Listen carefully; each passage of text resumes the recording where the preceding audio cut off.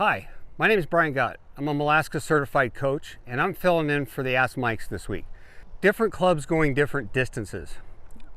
There's two ways to go about that. We can either use the same type of swing, same length, and we can change clubs to go different distances, or we can try to get feel and start to change swings, so longer swing, shorter swing. That becomes a whole lot more difficult. You got to have a lot of touch to do that, and you got to do a lot of practice. So what I would recommend is if you can get out on the range and start learning how far your clubs go. And remember, we're worried about carry distance. We're not worried about total distance. And try hitting them different distances. Think of like a 60-70% swing, or some people use a clock system. Whatever works for you is just fine. But start to figure out how far each club goes. So for instance, I've got a pitching wedge here.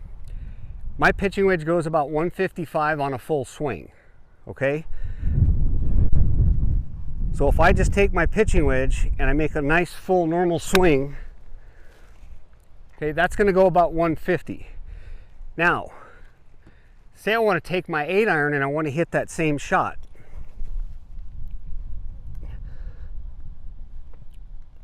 To go 150 yards. Okay, well, that's going to be a 1/2 to 3/4 swing.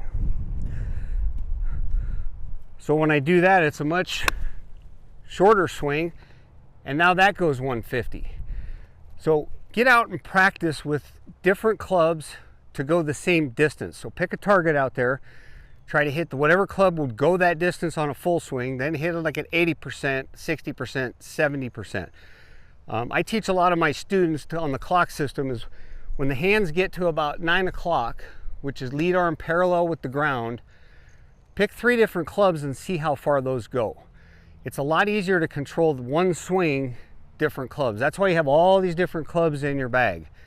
Figure out a way to utilize them to hit all these different shots instead of trying to hit, you know, taking a pitching wedge and taking a bunch off it. Because a lot of times when you take a little bit off it, you tend to chunk it or blade it and decel into it, and you don't get very good results. I still want some good acceleration in the bottom, but just change the clubs, shorten the swing a little bit.